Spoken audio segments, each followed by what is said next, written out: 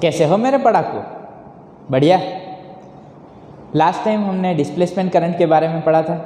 आज हम electromagnetic waves के बारे में पढ़ने जा रहे हैं। आज का टॉपिक जो है वो है सोर्सेस ऑफ इलेक्ट्रोमैग्नेटिक वेव्स। तो इलेक्ट्रोमैग्नेटिक वेव मिलते हैं तो किसकी वजह से मिलते हैं, क्या है सोर्स, तो कैसे मिलते हैं हमें इलेक्ट्रोमैग्नेटिक वेव्स, उसके बारे में जानकारी लेंगे। आज हम सोर्सेस ऑफ इलेक्ट्रोमैग्नेटिक वेव्स के बारे में पढ़ेंगे। नेक्स्ट टाइम हम प्रॉपर्टीज ऑफ इलेक्ट्रोमैग्नेटिक वेव्स के बारे में पढ़ेंगे। तो आइए स्टार्ट करते हैं आज का topic, sources of electromagnetic waves. तो कौन है source, how electromagnetic waves are produced, कैसे इलेक्ट्रोमैग्नेटिक वेव मिलते हैं हमें। तो क्या हमें चार्ज की वजह से इलेक्ट्रोमैग्नेटिक वेव मिलता है? स्टार्टिंग में जब मैंने इंट्रोडक्शन दिया था इस चैप्टर का, तब मैंने बताया था इलेक्ट्रोमैग्नेटिक वेव्स हमें ऑसिलेशन ऑफ इलेक्ट्रिक फील्ड और ऑसिलेशन ऑफ मैग्नेटिक फील्ड की वजह से मिलते हैं। तो हम जानते हैं कि इलेक्ट्रिक फील्ड किसकी वजह से मिलती है, स्टेशनरी चार्ज की वजह से हमें क्या मिलती है, इलेक्ट्रोस्टैटिक फील्ड। और when we consider charge in motion, then charge in motion is responsible for magnetic field. तो मैग्नेटिक फील्ड है तो कौन हुआ सोर्स, करंट। इलेक्ट्रिक फील्ड है तो कौन हुआ सोर्स, चार्ज। तो क्या इलेक्ट्रोमैग्नेटिक वेव जो हमें मिल रही है वो क्या हमें चार्ज की वजह से मिल रही है, करंट की वजह से मिल रही है, किसकी वजह से मिल रही है? मैंने बताया था यहाँ पे कोई पार्टिकल का ऑसिलेशन हम कंसीडर करने वाले नहीं हैं। हमें यहाँ पे कंसीडर करना है oscillation of electric field and oscillation of magnetic field. तो पहले हम कंसीडर करते हैं केस स्टेशनरी चार्ज का। तो if I consider case of stationary charge, then neither stationary nor charges in uniform motion. अगर आप स्टेशनरी चार्ज ले लोगे या तो चार्ज इन यूनिफॉर्म मोशन ले लोगे तो उसकी वजह से क्या होगा, स्टेशनरी चार्ज की वजह से हमें मिलेगी electrostatic field, electric field. And if you consider charges in uniform motion, that is steady current, then neither stationary charges nor charges in uniform motion can be sources of electromagnetic waves.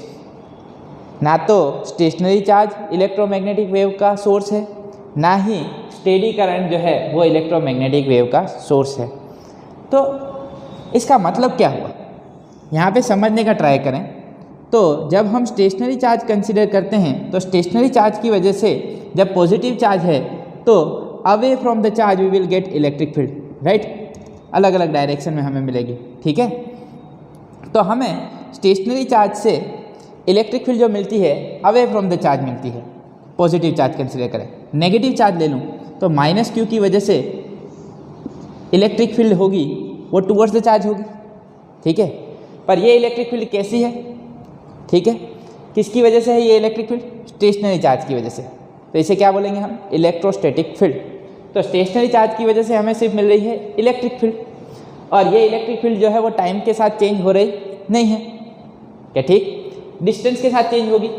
याद हो तो distance के साथ इसकी value अलग अलग होगी। अगर मैं कोई पॉइंट P यहाँ पे कंसीडर करूँ तो यहाँ पे इलेक्ट्रिक फील्ड की वैल्यू अलग होगी। यहाँ पे कोई पॉइंट R कंसीडर करूँ तो यहाँ पे इलेक्ट्रिक फील्ड की वैल्यू डिफरेंट होगी। ये डिस्टेंस के साथ वेरी कर रही है।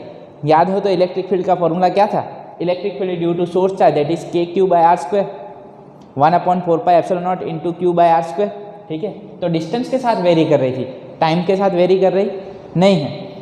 तो स्टेशनरी चार्ज की वजह से हमें मिलेगी इलेक्ट्रिक फील्ड जो कि टाइम के साथ वेरी कर रही नहीं है। Changing electric field with time produces magnetic field. जो समय के साथ इलेक्ट्रिक फील्ड बदलती है वो क्या देती है हमें, मैग्नेटिक फील्ड। पर यहाँ पे ये तो डिस्टेंस के साथ वेरी कर रही है, तो यहाँ पे हमें इलेक्ट्रिक फील्ड तो मिल रही है पर मैग्नेटिक फील्ड मिल रही नहीं है। तो स्टेशनरी चार्ज तो सोर्स हो सकता नहीं है। अब दूसरा केस ले लूँ तो क्या है, charges in uniform motion. Charges in uniform motion consider करें, when we consider charge moving with uniform velocity, right. तो यूनिफॉर्म वेलोसिटी होगी तो एक्सेलरेशन क्या हो जाएगा, जीरो। तो एक्सेलरेटेड मोशन नहीं है, यूनिफॉर्म मोशन है। जब यूनिफॉर्म मोशन होगा तब करंट कैसा होगा, स्टेडी करंट। हमें करंट मिलेगा, कुछ करंट मिलेगा, and current is the source of magnetic field. तो इसकी वजह से भी जो फील्ड मिलेगी वो कौन सी फील्ड होगी, magnetic field. And here also this magnetic field is not going to change with time, steady current है। तो इसकी वजह से मैग्नेटिक फील्ड भी टाइम के साथ चेंज नहीं हो रही। Changing magnetic field with time produces electric field, तो मैग्नेटिक फील्ड भी यहाँ पे चेंज नहीं हो रही है। तो neither stationary charges nor charges in uniform motion can be sources of electromagnetic waves, इन दोनों की तो पॉसिबिलिटी नहीं है। तो अब कौन है इलेक्ट्रोमैग्नेटिक वेव का सोर्स, किसकी वजह से हमें मिले इलेक्ट्रोमैग्नेटिक वेव्स? तो इसके बारे में आइडिया हमें दिया गया साइंटिस्ट मैक्सवेल ने। According to Maxwell's theory accelerated charges radiate electromagnetic waves. क्या बोला? Accelerated charges radiate electromagnetic waves. तो when charges are moving with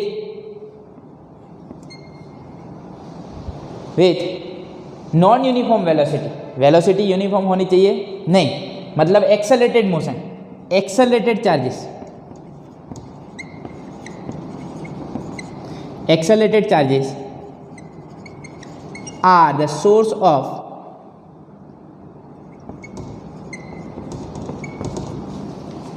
electromagnetic waves. कौन है सोर्स? Accelerated charges. तो एक्सेलरेटेड चार्जेस कब हमें मिलेंगे? तो एक सिंपल सा एग्जांपल कंसीडर करें तो an oscillating charge is an example of accelerating charge. Oscillating charge, याद है कहाँ पे चार्ज का ऑसिलेशन हमने कंसीडर किया था? एलसी ऑसिलेशन में। एलसी ऑसिलेशन जब हमने पढ़ा था लास्ट टाइम, लास्ट चैप्टर में, चैप्टर नंबर 7 अल्टरनेटिंग करंट में एलसी ऑसिलेशन के बारे में पढ़े थे। तब मैंने बताया था चार्ज जो है वो ऑसिलेट करता है on the plates of capacitor. Charge initially maximum consider किया था, फिर कम होता जा रहा था, फिर जीरो हो जाता है, फिर पोलैरिटी चेंज हो जाती है। तो चार्ज जो है वो ऑसिलेट करता है। An oscillating charge is an example of accelerating charge. तो अगर चार्ज ऑसिलेट कर रहा है तो एक्सेलरेटेड चार्ज कंसीडर किया जाएगा। एक्सेलरेटेड चार्ज है तो उसकी वजह से हमें क्या मिलेगा? Electromagnetic waves. और याद करो जब हमने अल्टरनेटिंग करंट में एलसी ऑसिलेशन पढ़ा था तब मैंने बताया था कि हमने इंडक्टर का रेजिस्टेंस नहीं कंसीडर किया है, तो उसकी वजह से जो एनर्जी लॉस होना चाहिए वो हम नेग्लेक्ट करते हैं। दूसरी चीज़, जब चार्ज ऑसिलेट करेगा तो उसकी वजह से कुछ एनर्जी रेडिएट होगी, तो टोटल एनर्जी जो हम कंसीडर करते थे, टोटल एनर्जी जो है वो एनर्जी भी ऑसिलेट करती थी। किसके बीच में? इंडक्टर और कैपेसिटर के बीच में। But some amount of energy will be radiated in the form of electromagnetic wave. कुछ एनर्जी इलेक्ट्रोमैग्नेटिक वेव के फॉर्म में रेडिएट हो जाती है। तो जो अगर टोटल एनर्जी निकालोगे इंडक्टर की और कैपेसिटर की लास्ट में, तो जो इनिशियली एनर्जी थी उसके जितनी बनेगी नहीं, कुछ एनर्जी लॉस्ट होगी। Some energy will be radiated in the form of electromagnetic waves. तो कुछ एनर्जी निकल जाती है किसके फॉर्म में? इलेक्ट्रोमैग्नेटिक वेव्स के फॉर्म में। वो एनर्जी किसको दे दी जाती है? इलेक्ट्रोमैग्नेटिक वेव को। ठीक है, तो उसकी वजह से जो है एनर्जी कम होती जाती है। तो वहाँ पे हम एनर्जी का कंसीडर करें तो कैसा ऑसिलेशन मिलेगा? Damped oscillation. तो वहाँ पे एनर्जी जो है कम होती जाएगी और उसकी वजह से हमें क्या मिलेगा? Electromagnetic wave. याद हो तो कैपेसिटर की दो प्लेट के बीच में चार्ज कम होता जाएगा तो इलेक्ट्रिक फील्ड भी चेंज होगी। And changing electric field with time produces magnetic field. Changing electric field with time produces magnetic field. तो जैसे ही हमें इलेक्ट्रिक फील्ड चेंज हो रही है तो क्या मिल रहा है? Magnetic field. Magnetic field change होगी तो क्या मिलेगा? Electric field. और उसकी वजह से क्या जनरेट होगा? Electromagnetic wave. And this procedure will continue. फिर उसके बाद सोर्स की भी ज़रूरत नहीं रहती है। Changing electric field generates magnetic field. Changing magnetic field with time generates electric field. This process will continue and the electromagnetic waves will propagate. कुछ मोशन ऐसा होगा, डिटेल में पढ़ते हैं कैसा होगा इलेक्ट्रोमैग्नेटिक वेव, वो भी देख लेते हैं। आगे बढ़ें। According to Maxwell's equation electric and magnetic fields in an electromagnetic wave are perpendicular to each other. जो इलेक्ट्रिक फील्ड है उसके परपेंडिकुलर हमें मिलेगी मैग्नेटिक फील्ड। फिर जो जनरेट होगी इलेक्ट्रिक फील्ड वो मैग्नेटिक फील्ड के परपेंडिकुलर होगी। So electric and magnetic fields in electromagnetic wave are perpendicular to each other. मतलब मान लो कि अगर इलेक्ट्रिक फील्ड ऊपर की तरफ ऐसे ऑसिलेट कर रही है तो मैग्नेटिक फील्ड जो है वो उसके परपेंडिकुलर ऑसिलेट कर रही होगी। इस तरह से they will oscillate perpendicular to each other, एक दूसरे के परपेंडिकुलर होंगे। And to the direction of propagation. इनका ऑसिलेशन जो होगा वो कैसा होगा? Perpendicular to the direction of propagation. मान लो कि ये दोनों ऐसे ऑसिलेट कर रही हैं और वेव जो है वो ऐसे आगे बढ़ रहा है, ठीक है, ऐसे आगे बढ़ रहा है। तो ऑसिलेशन इलेक्ट्रिक फील्ड का कौन सी तरफ है? ऊपर की तरफ। और वेव कौन सी तरफ जा रहा है? इस तरफ। तो मोशन प्रोपागेशन कौन सी तरफ है? Perpendicular to oscillation of electric field. Magnetic field की बात करूं तो मैग्नेटिक फील्ड ऐसे ऑसिलेट कर रही होगी, प्रोपागेशन किस तरफ है? इस तरफ। तो वो दोनों भी कैसे हो गए? Perpendicular. Electric and magnetic fields in an electromagnetic wave are perpendicular to each other and to the direction of propagation. अब ये चीज़ जो है वो आप लोग पढ़ चुके हो। इसके लिए सिंपल एग्जांपल कंसीडर करें तो डिस्प्लेसमेंट करंट वाला। याद हो तो डिस्प्लेसमेंट करंट में हम पढ़े थे, when we consider case of charging of capacitor at the time charge on the plates of capacitor changes with time. समय के साथ ये चार्ज चेंज होता रहेगा। एक समय ऐसा आ जाएगा कि ये कैपेसिटर कैसा हो जाएगा? फुल्ली चार्ज, ठीक है। तो यहाँ पे हमें कुछ मिल रही है electric field, this will be the direction of electric field. तो इलेक्ट्रिक फील्ड की कुछ ये डायरेक्शन है, ठीक है, फ्रॉम पॉजिटिव टू नेगेटिव। यहाँ पे अगर मैं कोई पॉइंट कंसिडर करूँ M, और यहाँ पे अगर मैग्नेटिक फील्ड निकालनी है तो हमने क्या कंसिडर किया था? एक सर्कुलर लूप कंसिडर किया था। याद हो तो ऐसा एक लूप कंसिडर किया था। And on this loop magnetic field at each and every point magnetic field will be in the direction of tangent rho 1 to that point. For example, मान लो कि ये डायरेक्शन है इलेक्ट्रिक फील्ड की, ठीक है, और यहाँ पे एक कंसिडर कर रहे हैं पॉइंट M। तो यहाँ पे ऐसा एक सर्कुलर लूप कंसिडर करना होगा, ठीक। तो यहाँ पे मुझे पॉइंट M पे मैग्नेटिक फील्ड की डायरेक्शन कहाँ पे मिलेगी? इस तरफ, outside the plane of figure. This is the direction of electric field, both are perpendicular to each other. चलो यहाँ पे कंसीडर करूँ तो कौन सी तरफ है? नीचे की तरफ। और इलेक्ट्रिक फील्ड कौन सी तरफ है? इस तरफ। तो अभी दोनों के बीच में एंगल क्या बनेगा? 90 डिग्री। अगर ये कंसीडर करोगे तो मैग्नेटिक फील्ड अंदर की तरफ और इलेक्ट्रिक फील्ड इस तरफ, तो भी एंगल क्या बनेगा? 90 degree. So electric and magnetic fields in an electromagnetic wave are perpendicular to each other and the direction of propagation. तो इलेक्ट्रिक फील्ड चेंज होने की वजह से जो मैग्नेटिक फील्ड मिल रही है वो कौन सी डायरेक्शन में है? Perpendicular. You can see the direction of electric field is perpendicular to the plates of capacitor, yes और no? And here direction of magnetic field is in the direction parallel to the plane of plates. Plate इस तरह है तो उसके plane में ही मिल रही हैं, पैरेलल, यस और no? So we can say that electric field and magnetic field both are perpendicular to each other. When we consider changing electric field with time, then magnetic field will be perpendicular to that. When we consider changing magnetic field with time, then electric field will be perpendicular to the magnetic field. तो ये चीज़ हमें मिलेगी और उस समय पे हमें मिलेगा electromagnetic wave. So electric and magnetic fields in an electromagnetic wave are perpendicular to each other and to the direction of propagation. क्या इतना समझ में आ गया?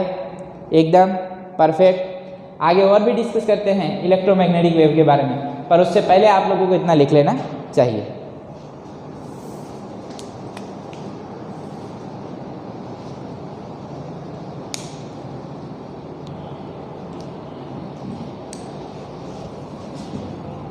चलो ये बात तो हो गई मैक्सवेल इक्वेशन और मैक्सवेल थियरी की।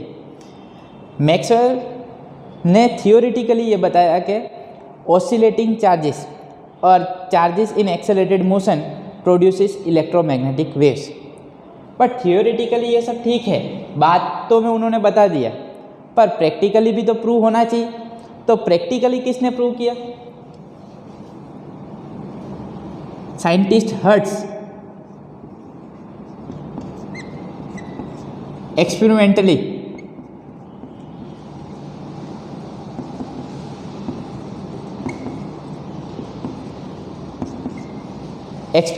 proved that yes, in 1887 he obtained electromagnetic waves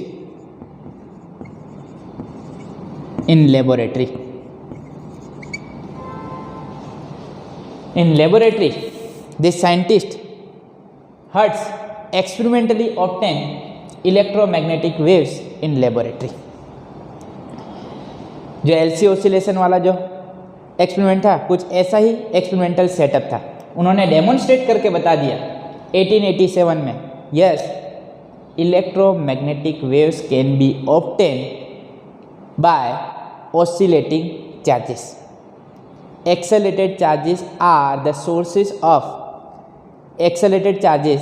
source of electromagnetic waves. तो जब भी चार्ज एक्सेलरेटेड मोशन में है तो उसकी वजह से हमें क्या मिलेगा? Electromagnetic wave. ठीक, चलो ये बात हो गई. हर्ट्ज ने एक्सपेरिमेंटली प्रूव कर दिया.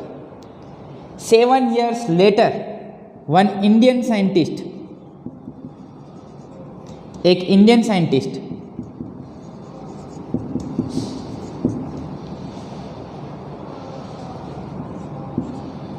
also obtain electromagnetic waves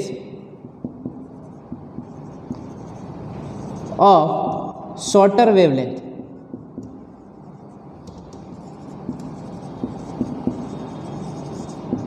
In laboratory, और उसकी वेवलेंथ कुछ थी 25 mm to 5 mm. This is the range of wavelength. इस वेवलेंथ की रेंज के इलेक्ट्रोमैग्नेटिक वेव्स ऑब्टेन किए Indian scientist Jagdish Chandra Bose.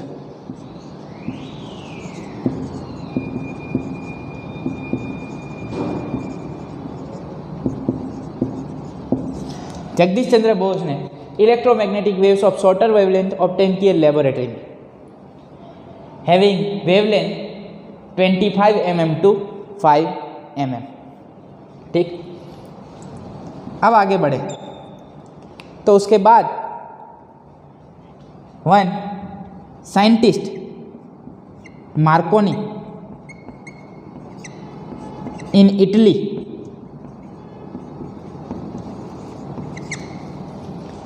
followed Hertz's work and he has obtained,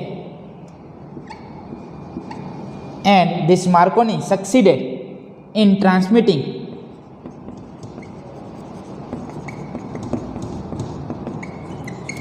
electromagnetic waves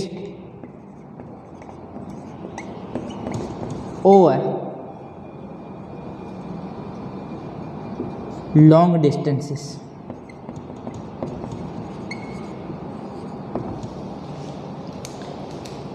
Marconi, at the same time, Marconi in Italy succeeded in transmitting these electromagnetic waves over long distances. Long distance तक ये electromagnetic wave transmit किए जा सकते हैं, ऐसा experimentally prove करके दिखाया. और यही वो समय था जब कम्युनिकेशन सिस्टम में इलेक्ट्रोमैग्नेटिक वेव्स का भी यूज़ किया जा सकता है, इस चीज़ की शुरुआत हुई. यहीं से पता चला कि अगर इनको इतने लॉन्ग डिस्टेंस पे ट्रांसमिट किया जा सकता है तो इसका यूज़ कम्युनिकेशन सिस्टम में कर सकते हैं. और आज हम ऑलरेडी इलेक्ट्रोमैग्नेटिक वेव्स का यूज़ करते हैं कम्युनिकेशन सिस्टम में. ठीक, आज ये चीज़ें, कम्युनिकेशन इतना फास्ट हो चुका है. ठीक है, आज हम वर्ल्ड के किसी भी कोने में बैठे हुए पर्सन के साथ आसानी से इमीडिएटली डिस्कस कर सकते हैं. किसकी वजह से? किसकी वजह से ये पॉसिबल है? इलेक्ट्रोमैग्नेटिक वेव्स की वजह से. क्या ठीक? अब आगे बढ़े तो इलेक्ट्रोमैग्नेटिक वेव्स के बारे में हम पढ़ तो रहे हैं, पर कैसे होते हैं इलेक्ट्रोमैग्नेटिक वेव्स? तो for that let me consider this as Z axis, this as x axis and this as y axis. ठीक है, suppose electric field is changing with time. कुछ इलेक्ट्रिक फील्ड जो है वो समय के साथ चेंज हो रही है. मान लेते हैं ये है कुछ इलेक्ट्रिक फील्ड जो समय के साथ बदल रही है.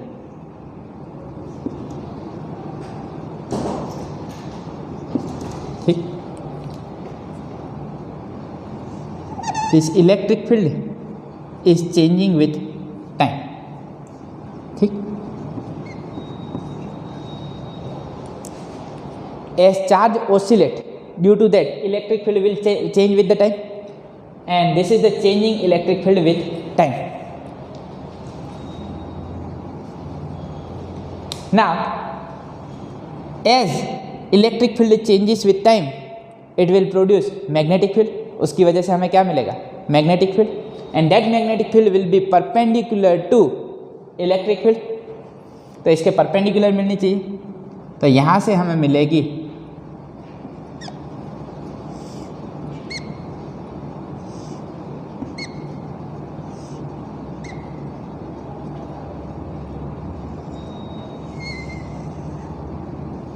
This is magnetic field. Different colour से दिखा देते हैं. ये बनेगी magnetic field. This electric field is oscillating in which direction? X direction. And this magnetic field is oscillating in which direction? In Z direction. Sorry, in Y direction. कौन सी direction में oscillate करें? Y direction. Now this magnetic field is changing with time. ये magnetic field change हो रही है समय के साथ. तो ये क्या प्रोड्यूस करेगी? Electric field. क्या प्रोड्यूस करेगी? Electric field. But changing magnetic field with time produces electric field according to Lenz's law. According to Lenz's law, the direction of induced EMF is, according to Lenz law, the polarity of induced EMF is such that it tends to produce electric current which opposes the change in magnetic flux that produces it. मतलब जो उसे पैदा कर रहा है उसी का वो ओपोज करेगा. तो इसकी वजह से इसकी डायरेक्शन जो है वो चेंज हो जाएगी. इलेक्ट्रिक फील्ड अब हमें जो मिलने वाली है वो कुछ ऐसे मिलेगी.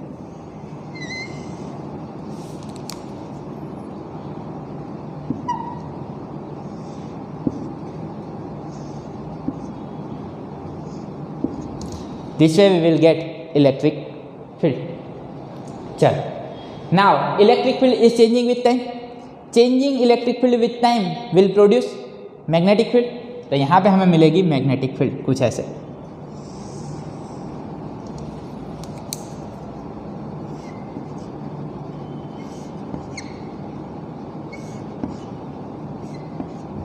Right?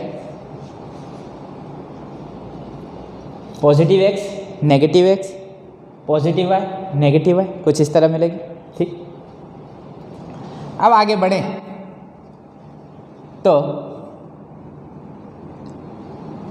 आगे हमें मिलेगा changing magnetic field.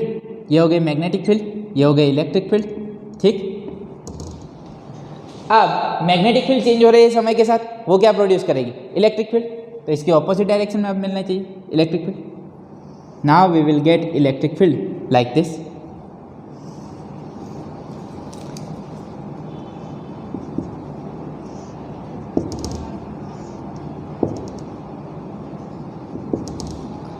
Now this changing electric field with time will produce magnetic field. तो magnetic field कुछ ऐसे मिलेगी हमें.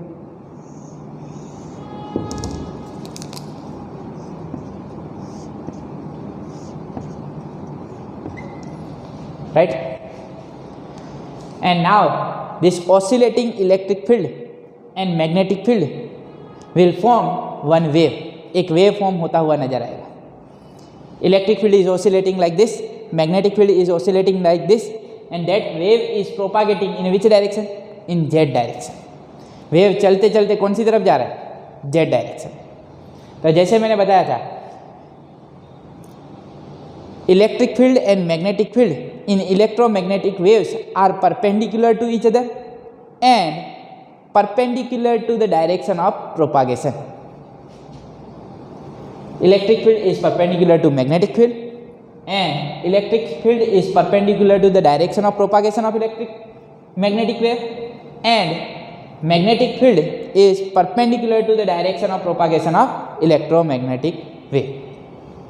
So here we can say that electric field is perpendicular to magnetic field and magnetic field electric field and magnetic field both are electric field and magnetic field both are perpendicular to direction of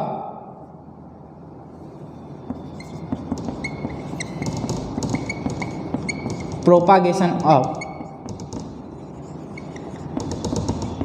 electromagnetic wave,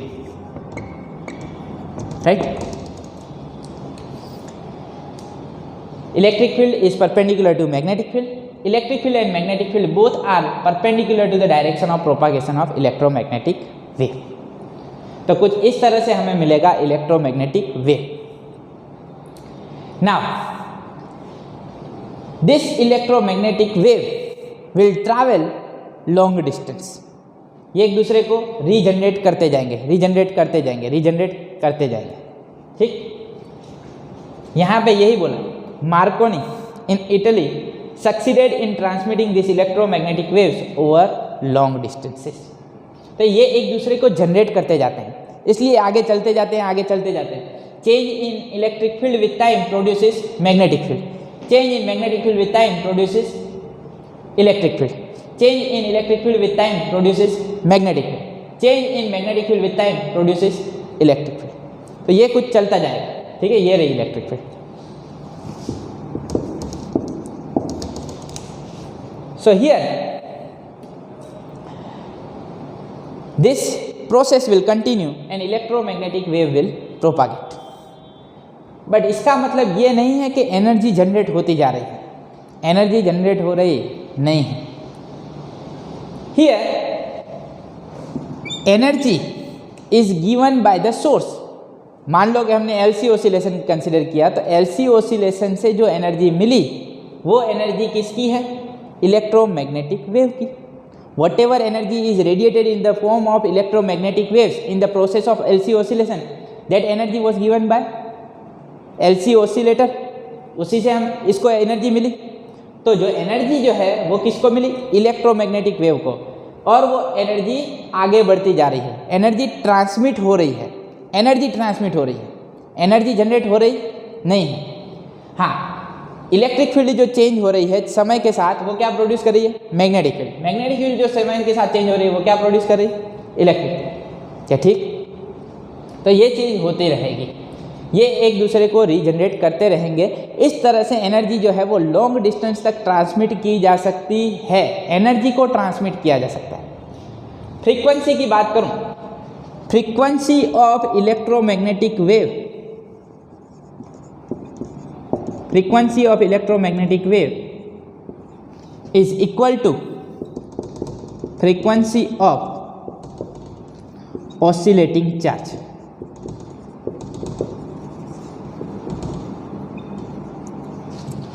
जो charge के oscillation की जो frequency होगी, same will be the frequency of electromagnetic wave, right? चलो wavelength consider करें तो ये बन जाएगी वेवलेंथ. क्या ठीक? Lambda. So Indian scientist Jagdish Chandra Bose obtain electromagnetic waves of shorter wavelength 25 mm to 5 mm. तो ये हो गई इलेक्ट्रोमैग्नेटिक वेव की वेवलेंथ. क्या ठीक? So here when we consider electromagnetic waves, then electromagnetic waves can propagate in vacuum also. मतलब medium की कोई रिक्वायरमेंट होती नहीं है. If we consider the speed of electromagnetic wave, then speed of electromagnetic wave is very close to speed of light. So light is nothing but electromagnetic wave.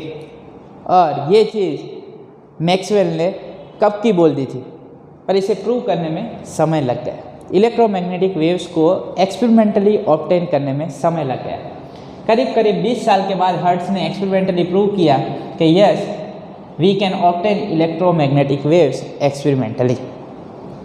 अब हमें पढ़ना है characteristic and properties of electromagnetic waves. अब characteristic क्या होगी उसके बारे में हम पढ़ेंगे, पर आज तक के लिए इतना ही. आप लोगों को लिखना होगा, इसके लिए समय मिलेगा आप लोगों को, पर आज यहाँ पे मैं स्टॉप कर रहा हूँ. स्वस्थ रहें, मस्त रहें, दीपक सर के साथ पढ़ते रहें. मिलते हैं नेक्स्ट लेक्चर में. तब तक के लिए बाय बाय. Thank you.